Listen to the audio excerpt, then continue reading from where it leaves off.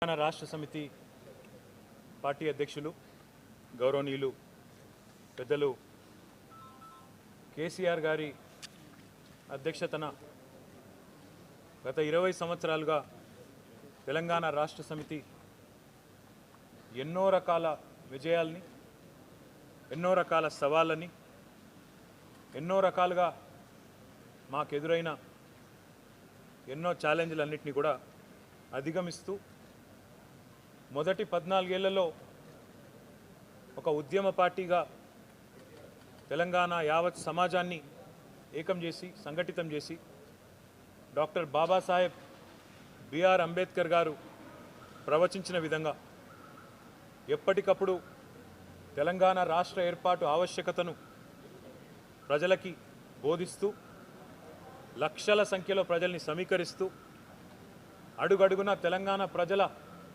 తెలంగాణ రాష్ట్ర ప్రయోజనాలకు సంబంధించిన అంశాల పట్ల పోరాటం చేస్తూ తెలంగాణ ఆకాంక్షని నెరవేర్చే దిశగా భారతదేశ చరిత్రలోనే ఒక అరుదైన పద్ధతుల్లో ప్రజాస్వామ్యయుతమైన శాంతియుతమైన పద్ధతుల్లో 2001 నుంచి 2014 వరకు ఏ రకంగా ఉధృతంగా ఉద్యమాన్ని నడిపి రాష్ట్రాన్ని సాధించిందో మనందరికీ తెలుసు.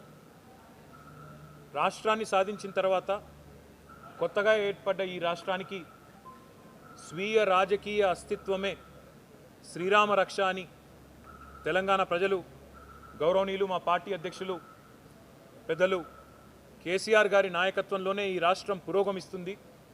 రాష్ట్ర వ్యాప్తంగా వచ్చే 14,000 మంది 119 నియోజకవర్గాల నుండి వచ్చే 14,000 మంది ప్రతినిధులని ఆహ్వానించి గుర్తించి వారిని సగౌరవంగా వారి రిజిస్ట్రేషన్ కూడా నిర్వహించి వారికి ఈ సభకు సంబంధించిన ముసాయిదా తీర్మానాల ప్రతులు ఎట్సెట్రా అవన్నీ అందజేసే ఒక ప్రతినిధుల నమోదు వాలంటీర్స్ కమిటీ ఉంటుంది. దానికి టీఆర్ఎస్ పార్టీ యొక్క యువజన విభాగం అధ్యక్షులు షంబీపూర్ రాజు గారు నేతృత్వం వహిస్తారు. వారి టీం మొత్తం కూడా యువజన విభాగం మొత్తం కూడా ఈ కమిటీలో ఉంటుంది. వారు 17 కౌంటర్లు పార్లమెంటు నియోజకవర్గాల వారీగా కౌంటర్లు ఏర్పాటు చేస్తారు. ఈచ్ పార్లమెంట్లో 7 సెగ్మెంట్లు ఉన్నాయి కాబట్టి దానికి అనుగుణంగా 17 కౌంటర్లు ఏర్పాటు చేసి వచ్చే ప్రతినిధులందరికీ కూడా వారు సగౌరవంగా స్వాగతం పలుకుతారు. మరి దాదాపు ఒక 4,000 వాహనాలు కూడా హైదరాబాద్కి రాబోతూ ఉన్నాయి వివిధ ప్రాంతాల నుంచి. కాబట్టి వాటికి వాహన పార్కింగ్ సౌకర్యం కూడా ఏర్పాటు చేయాల్సి ఉంటుంది.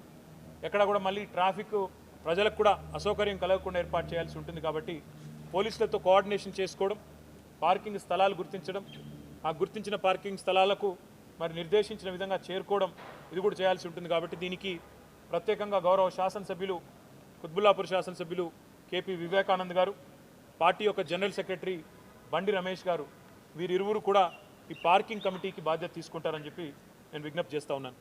మరి వచ్చే మా అతిథులందరికీ రాష్ట్ర స్థాయి నుండి వచ్చే మా ప్రతినిధులందరికీ మంచి భోజన ఏర్పాట్లు కూడా చేయాల్సి ఉంటుంది. కాబట్టి గతంలో ప్లీనరీలో మాకు మంచి భోజనం పెట్టిన మా మిత్రులు కూకట్పల్లి శాసనసభ్యులు మాధవరం కృష్ణారావు గారి నేతృత్వంలో మొత్తం ఆహారానికి సంబంధించి భోజన ఏర్పాట్లకు సంబంధించిన కమిటీ ఉంటుంది. దానికి కృష్ణారావు గారు నేతృత్వం వహిస్తారు. కాబట్టి ఆ కార్యక్రమం కూడా చేస్తాం. అంటే మాకు ఆల్రెడీ పార్టీ బైలా ప్రకారం ఒక జనరల్ బాడీ మీటింగ్ అన్నప్పుడు ఎవరిని పిలవాలి అనేది, అంటే ఎన్నికైన ప్రజాప్రతినిధులు పార్టీ యొక్క సంస్థాగత నిర్మాణంలో మొన్ననే ఎంపికైన మా పార్టీ యొక్క గ్రామ శాఖల అధ్యక్షులు, మండల అధ్యక్షులు వీళ్ళందరూ కూడా బైలా ప్రకారం ఏదైతే ఉన్నదో దాని ప్రకారమే అందరినీ కూడా ఆహ్వానాలు పంపుతూ ఉన్నాం. వారందరికీ కూడా ప్రత్యేకించి ఒక్కొక్కరికి SMS ద్వారా ఫోన్ల ద్వారా పార్టీ ఆఫీస్ నుంచి ఆహ్వానాలు పోతూ ఉన్నాయి. దానికి తగ్గ విధంగా వారికి గుర్తింపు కార్డులు కూడా ఇస్తాం. ఎంపిక చేసిన ప్రజాప్రతినిధులు ఎవరికైతే పాసెస్ కూడా వస్తాయో వారే రావాల్సి ఉంటుంది తప్ప మిగతా వారు రావడానికి వీల్లేదు. కాబట్టి మిత్రులు కూడా పార్టీ కార్యకర్తలు కూడా, ఎందుకంటే మాకు 60 లక్షల సభ్యత్వం ఉన్న పార్టీ, అందరూ రాలేరు ఈ సమావేశానికి. పార్టీ జనరల్ బాడీ అన్నప్పుడు ఎంపిక చేసిన ప్రతినిధుల సభ కాబట్టి ఎవరికైతే ఆహ్వానం అందుతుందో వారే రావాలని చెప్పి మాట్లాడుకుందాం. రేపు దసరా, మీ అందరికీ అడ్వాన్స్గా దసరా శుభాకాంక్షలు. ఎల్లుండి అన్ని విషయాలు కూలంకషంగా మాట్లాడుకుందాం. అదే బ్రదర్, ఇప్పుడు మేము మా పార్టీకి సంబంధించి 2 ముఖ్యమైన కార్యక్రమాలు మేము ఒకవైపు ఏమో మా ప్లీనరీ, మా పార్టీ రాష్ట్ర అధ్యక్షుడి ఎంపిక, రెండవది తెలంగాణ సాధించిన విజయాలను మననం చేసుకుంటూ తెలంగాణ విజయ గర్జన నవంబర్ 15 నాడు. ఈ రెండు ఇప్పుడు మా టాప్ ప్రయారిటీ. మీరు అన్నట్టు రాష్ట్ర ప్రయోజనాలకు సంబంధించిన అంశాల గురించి ఎల్లుండి ఎల్లుండి ఏం వారం? శనివారం. మీరు శనివారం వస్తే తెలంగాణ భవన్లో కూర్చుందాం, అన్ని విషయాలు కూలంకషంగా అక్కడ మాట్లాడుకుందాం. ఆలోచనతో మాకు ఒక అవకాశాన్ని ఇచ్చి ఆశీర్వదించడం జరిగింది. 2014 నుంచి 18 వరకు, 18 చివరి వరకు మొదటి టర్మ్ గవర్నమెంట్లో, మొదటి టర్మ్ ప్రభుత్వ నిర్వహణలో మా సమర్థతని, మా పార్టీ ఆశయాన్ని, ఆలోచనని మా గౌరవ పార్టీ అధ్యక్షుల వారి, రాష్ట్ర ముఖ్యమంత్రి గారి కార్యదక్షతని, సమర్థతని గుర్తించి మరీ తిరిగి ఆశీర్వదించి మీరే ఈ రాష్ట్రాన్ని ముందుకు నడపాలని చెప్పి ఆనాడు 19 డిసెంబర్లో తిరిగి తెలంగాణ ప్రజలు టీఆర్ఎస్ పార్టీకి మళ్ళీ అధికారాన్ని కట్టబెట్టిన విషయం కూడా మీకు తెలుసు. తదనంతరం ఈ గత 2.5 సంవత్సరాలు కూడా తెలంగాణ రాష్ట్ర సమితి నాయకత్వంలో, గౌరవనీయులు రాష్ట్ర ముఖ్యమంత్రి కేసీఆర్ గారి నాయకత్వంలో ఎన్నో చిరస్మరణీయమైన పరిపాలనా విజయాలని, సంస్కరణల రూపంలో వారు తెచ్చిన విజయాలని, విధానాల రూపకల్పనలో ఈ దేశానికి వారు దిశానిర్దేశం చేసిన విధానాన్ని ప్రజలు, కేవలం తెలంగాణ ప్రజలు మాత్రమే కాదు, యావత్ దేశం కూడా ఈరోజు గమనిస్తున్నది, ఆశీర్వదిస్తున్నది, అభినందిస్తున్నది. ఇది నేనేదో యథాలాపంగా చెప్పడం లేదు. ఈరోజు పక్క రాష్ట్రాలైన మహారాష్ట్రలోని నాందేడ్ జిల్లా ప్రజలు, ఆ ప్రాంతానికి సంబంధించిన ఆయా గ్రామాల సర్పంచులు, ఎమ్మెల్యేలు మేము తెలంగాణలో కలుస్తామని చెప్పి మహారాష్ట్ర ప్రభుత్వాన్ని నిలదీసిన పరిస్థితి.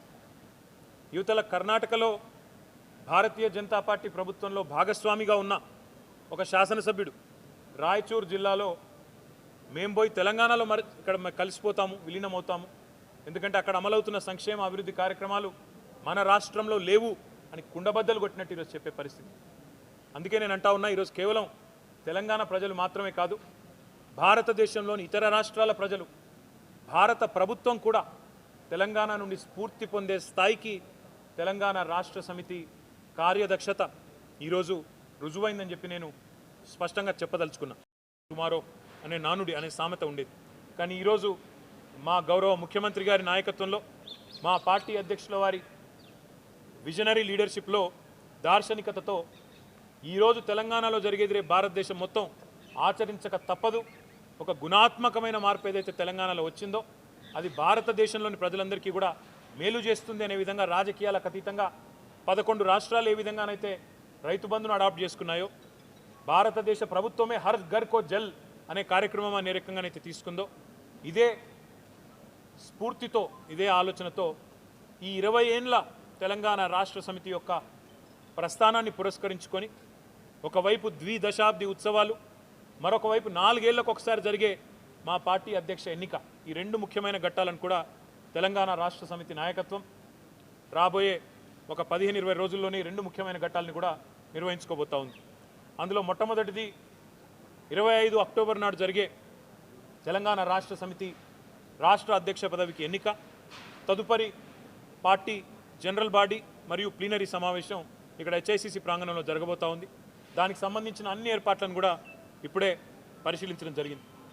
మరి ఇంత బృహత్ కార్యానికి సంబంధించి ఏర్పాట్లు కూడా, ఎందుకంటే రాష్ట్ర వ్యాప్తంగా మా జనరల్ బాడీకి సంబంధించిన ప్రతినిధులు ఎవరైతే రావాల్సి ఉంటుందో వారు మా సర్పంచ్లు, ఎంపీటీసీ నుంచి మొదలు పెడితే అన్ని స్థాయిల్లో ఉన్న ప్రజాప్రతినిధులను కూడా ఆహ్వానిస్తూ ఉన్నాం. కాబట్టి పార్టీ జనరల్ బాడీ సమావేశం కాబట్టి మరి ఏర్పాట్లు కూడా గొప్పగా జరగాలనే ఆలోచన మేరకి కొన్ని కమిటీల ఏర్పాటును కూడా ఇప్పుడే ప్రకటిస్తూ ఉన్నాం. అందులో ముఖ్యంగా ఈరోజు ఇంత పెద్ద కార్యక్రమము, రాష్ట్ర వ్యాప్తంగా టీఆర్ఎస్ నాయకత్వం హాజరవుతున్న ఈ కార్యక్రమానికి సంబంధించి ఆహ్వాన కమిటీ, రిసెప్షన్ కమిటీ ఉంటుంది.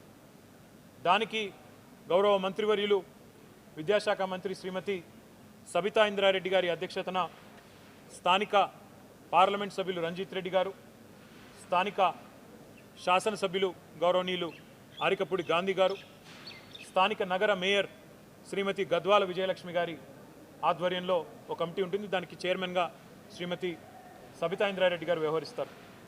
అదేవిధంగా ఈ సభా ప్రాంగణం ఏదైతే హెచ్ఐసిసి ప్రాంగణం ఏదైతే మేము సభ నిర్వహించబోతా ఉన్నామో ఈ ప్రాంగణానికి కూడా గౌరవనీయులు మా టీఎస్ఐఏసి చైర్మన్ గ్యాదరి బాలమల్లు గారు, మా పార్టీ జనరల్ సెక్రటరీ, వారి అధ్యక్షతన ఒక కమిటీ ఉంటుంది. అందులో మెంబర్లుగా గౌరవనీయులు civil supplies corporation chairman Mareddy Srinivasa Reddy గారు, జూబ్లీహిల్స్ శాసనసభ్యులు మాగంటి గోపీనాథ్ గారు, శాసన మండలి సభ్యులు నవీన్ కుమార్ గారు, నగర మాజీ మేయర్ బొంతు రామ్మోహన్ గారు ఈ సభా వేదిక సభా ప్రాంగణ కమిటీ ఏదైతే ఉన్నదో సభా ప్రాంగణాన్ని నిర్వహించే కమిటీ, దానికి బాలమల్లు గారి అధ్యక్షతన వీరందరూ కూడా పనిచేస్తారు.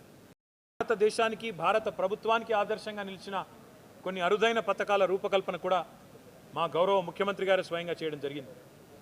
మనం రైతు బంధు అనే పథకాన్ని 2018లో ప్రవేశపెట్టిన తర్వాత దాని నుండి స్ఫూర్తి పొంది అనుసరించి మన పద్ధతి మన విధానం భారత రైతాంగానికి కూడా ఆచరణాత్మకం, దీనివల్ల రైతాంగానికి మేలు జరుగుతుందని చెప్పి కేంద్ర ప్రభుత్వం స్వయంగా గమనించి గుర్తించి నరేంద్ర మోడీ గారి నాయకత్వంలో పిఎం కిసాన్ అనే పథకాన్ని తీసుకొచ్చిన విషయం కూడా మనకు తెలిసిందే. రైతు బంధు నుంచి స్ఫూర్తి పొంది మనం తీసుకొచ్చిన మిషన్ భగీరథ అనే కార్యక్రమాన్ని నుంచి స్ఫూర్తి పొంది ఇంటింటికి తెలంగాణ రాష్ట్రంలో ఏ విధంగానైతే నల్లా నీళ్ళు ఇవ్వడం జరిగిందో అదే పద్ధతుల్లో భారతదేశం మొత్తం ఈ పథకం చేస్తే బాగుంటుందనే ఉద్దేశంతో కేంద్ర ప్రభుత్వం జల్ జీవన్ అనే మిషన్ తీసుకొచ్చిన విషయం కూడా మనకు తెలిసిందే.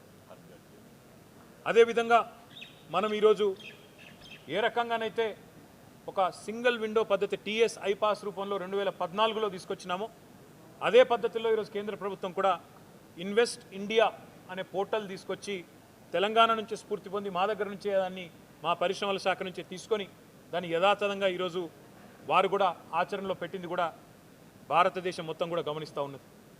ఈరోజు పేపర్లో మీరు చూస్తే తెలంగాణలో అర్బన్ ఫారెస్ట్ డెవలప్మెంట్ ఏ రకంగా జరుగుతున్నది అనే దానికి కేంద్ర ప్రభుత్వం నుంచి ఒక బృందం వచ్చి ఇక్కడ తెలంగాణలో ఏ రకంగానైతే అర్బన్ ఫారెస్ట్ను అర్బన్ లంగ్ స్పేసెస్ని డెవలప్ చేస్తూ ఉన్నారో ఇది భారతదేశం మొత్తంలో కూడా దీన్ని చేస్తే బాగుంటుందని చెప్పి వారు కూడా చెప్పడం, కేంద్ర ప్రభుత్వం కూడా ఇక్కడి అర్బన్ లంగ్ స్పేసెస్ని గమనంలో పెట్టుకునే నగర వన్ అనే ఒక కార్యక్రమాన్ని తీసుకోవడం కూడా గమనార్హం అని చెప్పి కూడా ఈ సందర్భంగా నేను ఒక తెలంగాణ బిడ్డగా గర్వంగా సంతోషంగా చెప్తా ఉన్నాను.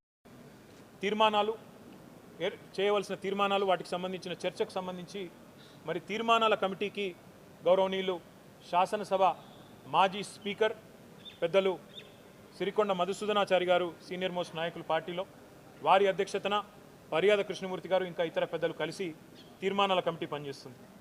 దీంతోపాటు మా మీడియా మిత్రులు ఎవరైతే మరి ఈరోజు ఈ కార్యక్రమానికి సంబంధించిన వార్తలను ప్రజలకు చేరవేస్తారో వారికి చేయాల్సిన అనుసంధాన కార్యక్రమం గురించి వారికి చేయాల్సిన ఏర్పాట్ల గురించి ఒక మీడియా కమిటీ గౌరవ శాసన మండలి సభ్యులు భానుప్రసాద్ గారు, శాసన మండలి మాజీ సభ్యులు కర్నె ప్రభాకర్ గారి నేతృత్వంలో మీడియా కమిటీ కూడా పనిచేస్తుంది. దీంతోపాటు గ్రేటర్ హైదరాబాద్ కార్పొరేషన్ పరిధి మొత్తంలో, ఎందుకంటే ఈ సమావేశం రాష్ట్ర రాజధానిలో జరుగుతున్నప్పటికీ రాష్ట్ర స్థాయి కార్యక్రమం కాబట్టి మరి నగర అలంకరణకు సంబంధించి హోర్డింగ్స్ కానీ ఇతరత్ర కానీ వాటికి సంబంధించి నగర శాసనసభ్యులు నగరానికి సంబంధించిన మంత్రులతో 4 వైపులా ఉత్తరము దక్షిణము తూర్పు పశ్చిమం వైపు 4 కమిటీలు కూడా ఏర్పాటు చేసుకుంటాం. దీనికి మా నగరానికి సంబంధించిన 4 మంత్రివర్యులు కూడా బాధ్యత తీసుకుంటారు. తలసాని శ్రీనివాస్ యాదవ్ గారు, శ్రీమతి సబితా ఇంద్రారెడ్డి గారు, గౌరవనీయులు చామకూర మల్లారెడ్డి గారు, గౌరవనీయులు మొహమ్మద్ మహమూద్ అలీ గారు, ఈ 4 నాయకత్వంలో నగర శాసనసభ్యులు, నగరానికి సంబంధించిన శాసన మండలి సభ్యులు, నగరానికి సంబంధించిన మేయర్ గారు, డిప్యూటీ మేయర్ గారు, నగర కార్పొరేటర్లు, ఈ 4 నేతృత్వంలో 4 కమిటీలుగా 4 భాగాల వైపు నగర అలంకరణ బాధ్యత కూడా తీసుకుంటారు. ఈ కార్యక్రమం నిర్విఘ్నంగా సాఫీగా జరగడానికి ఇప్పుడు ఈ ప్రకటించిన అన్ని కమిటీలు కూడా రాబోయే 10 రోజుల పాటు సమన్వయంతో పనిచేసి ఈ కార్యక్రమాన్ని విజయవంతంగా నిర్విఘ్నంగా జరగడానికి కృషి చేయాలని చెప్పి కూడా నేను మిత్రులందరికీ కూడా విజ్ఞప్తి చేస్తూ మరొకసారి మీ అందరికీ కూడా